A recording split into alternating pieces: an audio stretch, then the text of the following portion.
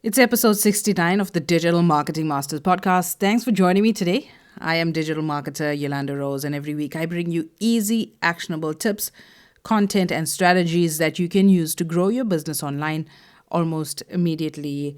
If you haven't already noticed, we are bang smack in the middle of a coronavirus lockdown. Countries are shutting down. There has been news of countries slowly opening up. Nowhere in the world actually is it back to normal. We're all coming out of the lockdown into the new normal, and things are different. And today on the show, I want to speak about how COVID-19 has been the catalyst for an e-commerce boom. So we're going to talk about e-commerce, how behavior has changed, how the supply chain has changed, and what are people is buying, and how we can transition further our digital businesses into the e-commerce space. Now, ever since coronavirus has been declared a pandemic by the World Health Organization, people have responded differently. Those with cash on hand, they've bulk buy products. You've seen things like toilet paper that people are bulk buying.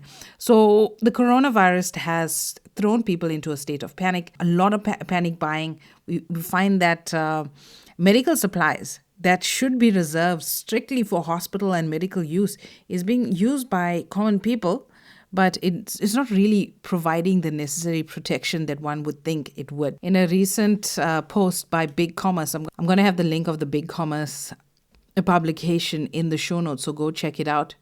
A consumer psychologist indicated that panic buying can be understood by playing out of three fundamental psychological needs: the need for autonomy, so the need to be in control; the need for relatedness, so people need to feel that we're doing something to benefit our families; and the need for competence.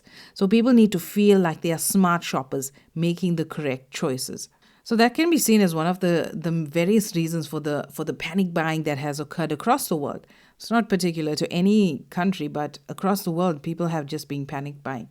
And also there's the crowd mentality as well. If I see somebody buying toilet paper, I'm going to think, oh no, there's not going to be any toilet paper in a couple of weeks. I'd rather stock off myself. So that sheep mentality is also ingrained in most people these days. So with that being said, with the various lockdowns in place, the various restrictions in place, I know in South Africa, we're only allowed to go out to pick up medical supplies, or if we're going to the doctor, and to pick up food. There's no religious activity. Churches are closed, which is horrifying. The churches are closed. There's no sporting activities.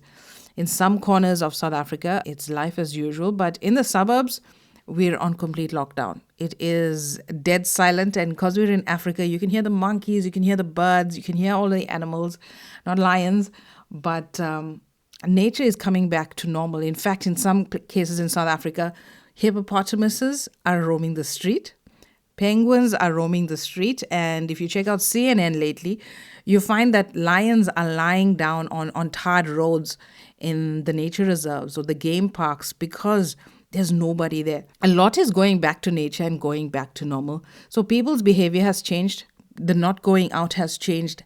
So people tend to be buying online. And that has really pushed the online movement, especially in my city. There's a lot of progressive people here that buy online. However, it's been a real boom for the online industry and even internationally as well. And in this publication by Ecommerce, they really discussed the purchasing behavior of the various generations. We find that Generation Z and millennials are more concerned about the pandemic. The youngest generation in particular, they're altering the purchasing behavior. They're cutting back. They're saving more. They're stocking up on items. And you don't really find this generation stocking up. You find the older generation that will usually bulk buy. But it's the younger folks as well that are spending less on experiences and more on items. We also find that Generation X and the baby boomers are still concerned about the coronavirus and the effects on the economy. The older generation are less concerned than the younger generation in letting it impact their habits. And we find a boom in certain category of things because people are not going out as usual. They're not buying sports tickets, concert tickets, fancy clothes. We find the boom is happening in certain areas. Since the lockdown, shoppers have turned online. There's been a lot of limits as to how people enter the grocery stores. There's lines queuing up. It's been done in a very orderly fashion, but people don't want to take the risk, especially high-risk individuals that are immunocompromised. Many folks have turned to online shopping for their basic groceries. I've noticed on my timeline, companies are coming up and doing a complete shopping service, dropping it at your gate. There's no personal contact at all. And that's how the opportunities are being created via e-commerce. Another major boom for e-commerce has been that of medical supplies. Things like face masks, hand sanitizers, soap, any kind of personal protective equipment has soared online. There's also problems with sourcing these products as well. Many people don't want products from China anymore, so it has created opportunities for locals to start manufacturing locally. Surges have happened in baby products, where people are stockpiling baby items, Pampers, baby formula. Subscription services have also seemed to be skyrocketing. Great news if you are Netflix or Hulu or even Apple TV, but people have really bought into subscription services for their entertainment. They're at home. Most people have nothing to do, unless you're somebody like us who likes to hustle. But people at home subscribing to these platforms. So if you have the ability to go online and create such a platform in whatever niche you're in, whether it's cooking, fashion design, interior designing, people are willing to pay for that kind of entertainment. So as a small entrepreneur, a digital entrepreneur, the value of having a paid YouTube channel is there. It's just a matter of cracking down and putting a strategy together and to tap into this budget that people have allocated for subscription services and entertainment that is online. So the various product categories that have shifted during COVID-19 have been the health-minded buying with the PPE, the wellness products, multivitamins. If you're in the southern hemisphere, you're going into the winter season. So flu vaccines, vitamin C, the various vitamins and supplements, those have really spiked. Also, health management products, like I said, the PPE. Dry perishable goods, stockpiling of groceries, household essentials, toilet paper, cleaning detergent, those have spiked. And also you find most of us have become a sort of doomsday preppers, where we're buying this stuff in bulk. We're trying to cut down our trips to the grocery store. So we find those essentials just being bought and being stockpiled just to cut down those visits. But as things ease up, what is the new normal for the world? There's talk in South Africa of various restrictions where no more bars, no more restaurants. If you want to eat out, it's going to be takeaways. We're going to go into the new normal. So as entrepreneurs, we need to sort of predict, watch buyer behavior and see the way that things are going and try to adapt our product and our services to meet the need or the new normal. Because if our businesses have really taken a hit now, it's not going to go back to normal once the restrictions are lifted. We're going into a new reality. We need to have this proactive thinking, doing a lot of research as to the new normal that's going to come about and how we can adapt our businesses to fit into the new normal to make sure that we're surviving during this time. I mean, maybe in a year, 18 months, things are going to be back to normal.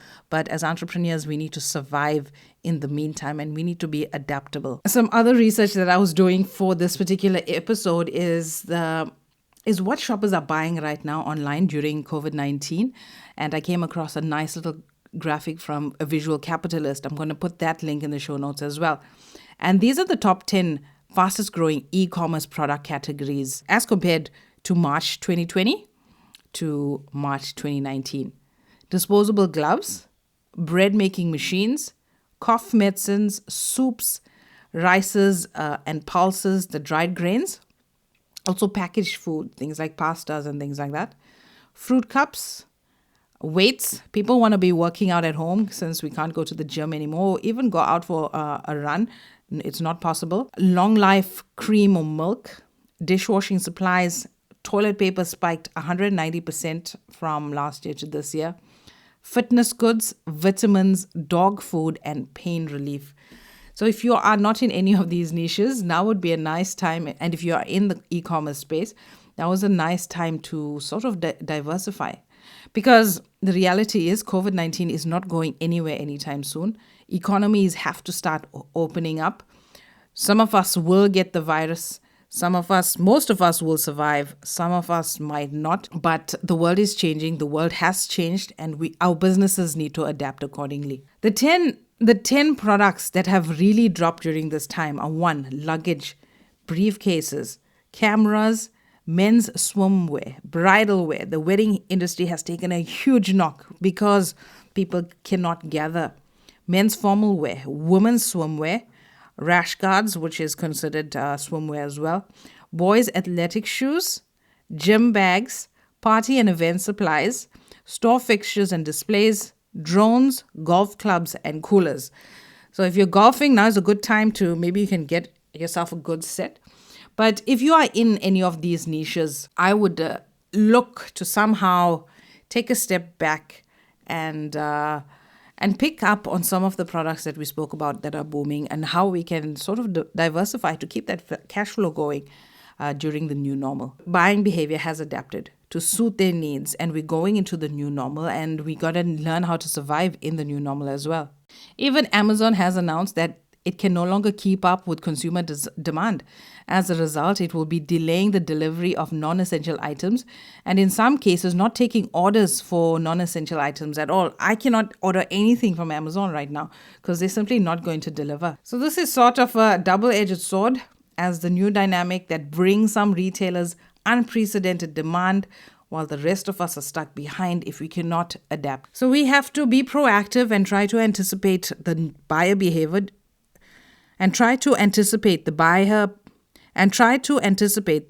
behavior that is going to come, or that is going to stem from the new normal, and try to adapt to make sure our businesses survive. So that's it for me on this episode of the Digital Marketing Masters podcast. I'll chat to you next week.